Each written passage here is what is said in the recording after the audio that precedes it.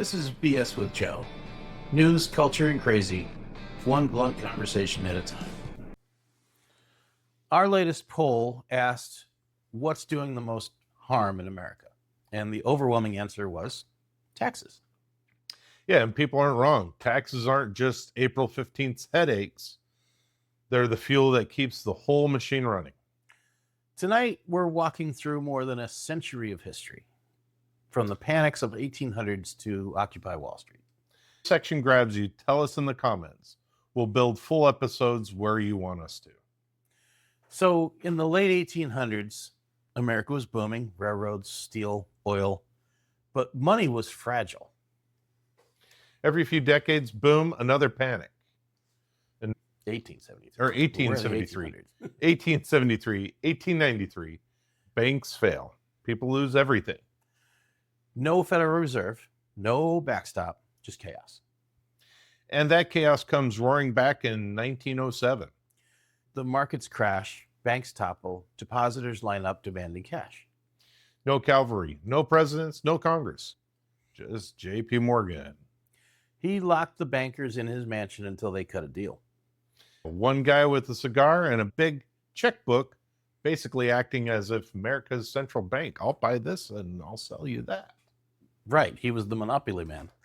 Yep. So Washington realized at this point that they can't leave the entire system in one man's hands. Want a full 1907 play-by-play? Drop us a line in the comments. Because a lot of people don't really understand 1907. They think of the 1929 crash, but 1907 is a more important one, in my opinion. In the late 1800s, there were several crashes a few decades apart, all the way up until they made the Federal Reserve. Exactly. So out of that panic comes the solution, the Federal Reserve Act and the 16th Amendment, permanent income tax. That's when Washington welded itself to Wall Street. A pipeline to your paycheck and a brand new central bank to steer your money, or I should say, steal your money. For a deep dive on 1913, hit the link because we've done an episode on that one. For now, remember, permanent funding plus a backstop changed the game. And then in 1917, America enters World War I. Day one, the Fed gets a stress test. Money machine cranks like never before to finance a war like never before. Right. By the end, the U.S. is the top creditor in the world. And then the Roaring Twenties, consumer credit fuels a boom. Cars, radios, appliances. Everybody's buying, everybody's borrowing. Party time. Wall Street fever spreads. Even grandma's buying stocks on margin. Yeah, your barber, your neighbor, your grandma, all betting on endless growth with the money they don't have. The banks are raking in profits. Fragile as glass. Yep. 1929, the crash. The Fed tightens, but it was too late. Black Thursday comes, Black Tuesday, and then markets tank. Banks go under, savings wiped out. The backstop of 1913 failed its first real test. Everyday Americans, breadlines, and bankruptcy. If you want a blow-by-blow on 1929, tell us below. But what comes next is what history books call the New Deal. The New Deal. I call it the raw deal. It's welding Washington to Wall Street together for good. There's no separating it. Right. Well, we'll save that breakdown for its own episode. Let's jump a century. The dot-com bubble, housing bubble, and new Wall Street tricks. Derivatives, mortgage-backed securities, and shadow banking. Yeah, different pipes, same physics. Cheap credit, wild speculation, then a spark, and that's it. It blows up in your face. So 2008, TARP, bailouts, guarantees, losses socialized, and profits privatized. Sound familiar? Same story, new century.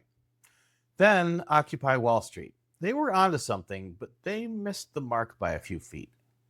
Because the real story isn't just banks, it's bank fallacy. Bankification. Bankification, yeah. For everything, Starbucks, airlines, big tech, shadow banking with no guardrails. If you want us to unpack Occupy and today's economy in detail, Just tell us in the comments. Now, let's step back. The arc from 1890 to 1930, the economic arc, looks a lot like 1990 to 2010. Back then, there was railroads, radios. More recently, we have .coms, houses, and iPhones. So back then, speculation ran on margin loans. Today, on mortgage-backed securities and repo markets. Regulators arrived late both times. The results in 1929, breadlines and the raw deal, and in 2008, foreclosures and Occupy. Different century, different plumbing, same playbook. And that's why we will tell this story. If you don't know our past, how do we predict the future? If we don't know the past, how do we predict the future? So it might seem like we're getting a little bit off topic as far as taxes go, but this is the story. We see a repeat in history. I feel like as if the government now is bailing out the banks, like as if they're JP Morgan. Right. Well, that's what they did in 2008 for sure. Now, the problem is if you don't allow these banks that are doing fraudulent banking practices and you bail them out, you're encouraging them to continue doing what they're doing. I think what you need to do is let the banks fail, still back up the securities for the American people, but not allow those banks to continue to flourish. If anything, break them up into smaller banks, see what banks succeed from there. I agree. And what wound up happening after TARP and the housing and the .com issues is you see more of a larger system, fewer banks, one big bank. Right. But let us know which one of these sections you want us to expand on. Do you want to hear more about 1907? Do you want to hear about 1893 and 1873? Do you want to hear about 1929? All of it is related to the taxes topic. Yeah. And we're going to do the research on these topics. We just want your information to steer us in what topics you want us to educate ourselves on. Tell us where to go. Yeah.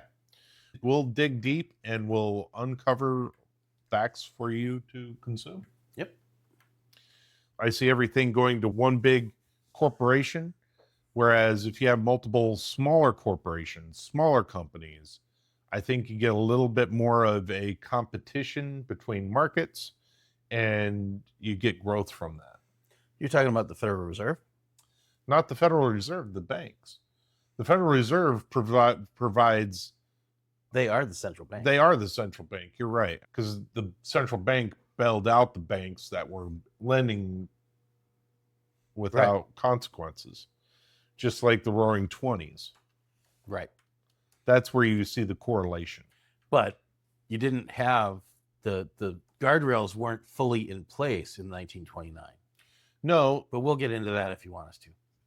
We believe there was guardrails put in after the Great Depression, but they have slowly eroded those through Congress and executive orders. Well, you still have the guarantee of $100,000. Yes. Which isn't as much as it used to be. No.